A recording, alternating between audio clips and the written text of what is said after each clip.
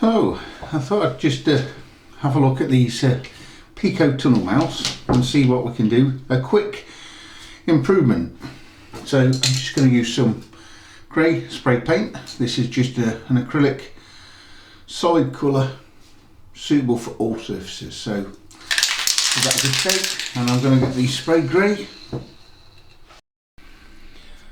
One thing I did mean to say before you start spraying is make sure you wash them first.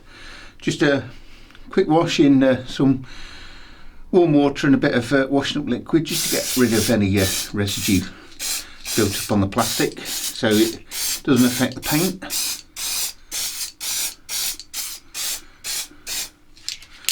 And always clean the nozzle out.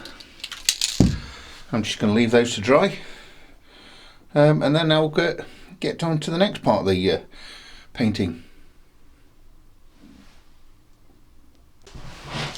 Right, all the grey paint seems to have first dried, and I'm just going to use a white wash. I've just using some standard acrylic paints, and just put a bit of white in the and then mix it with some water, give it a good stir. If you leave it to stand, some of the paint will settle right to the bottom, so you don't want to be putting a lot of white paint on. Test it first with some of the support pieces. See how it looks, you know. You don't have to be a great artist to do any of this, you know, it's just a good wash over the whole surface.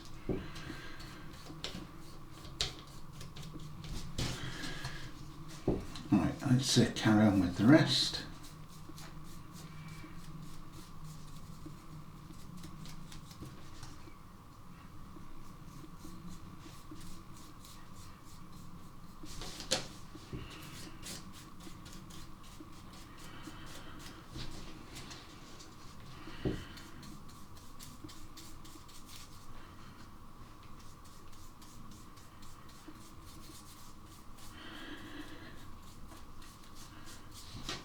And I found this method years ago.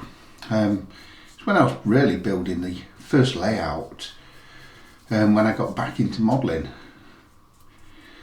And I built an N-gauge layout then and did the tunnel mouse.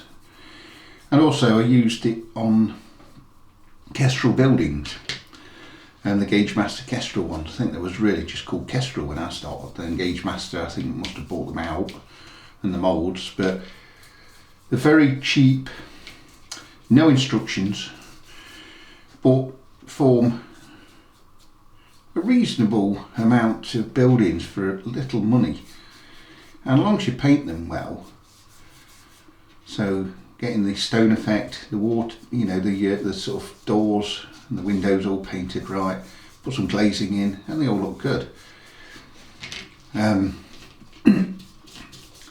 So let me I think I've just got this last piece to finish. Sometimes you will find that you'll get a lot of paint runs down the actual side, you know, edges. So try and get rid of as much of that as possible, because it looks horrible once it's dried. So let's do this last piece. You can wear gloves. I never seem to, and I'm always covered in paint and everything like that, and I think next time I ought to get some gloves.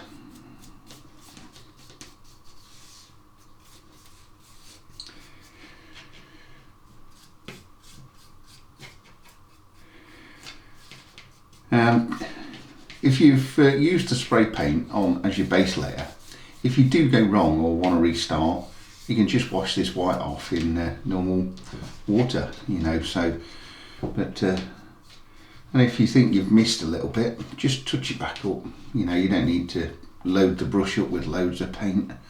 So, and it just seems to be gathering around those edges, so I'm just going to pull it out from there.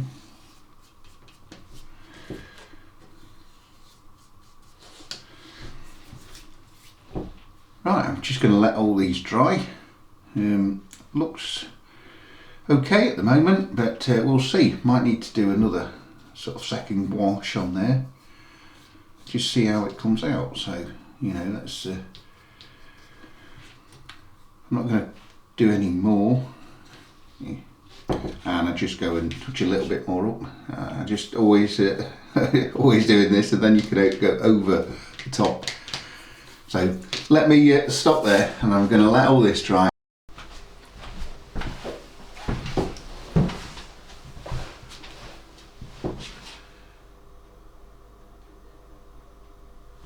Right, you can see that all the paint is now dried, and it gives quite a good effective results. So you can see all the mortar or cement in between all the stones.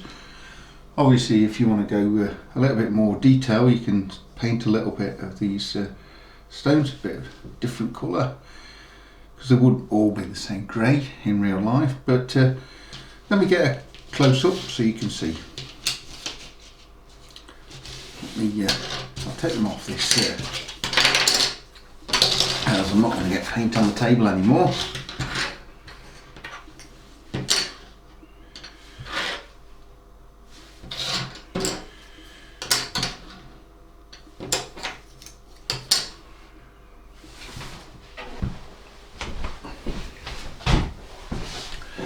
So hope that's coming out okay.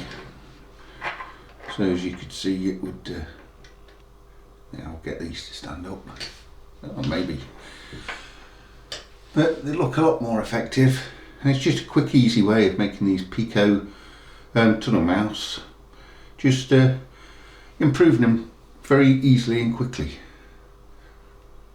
Okay, I'm going to get these on the layout, and thank you for watching.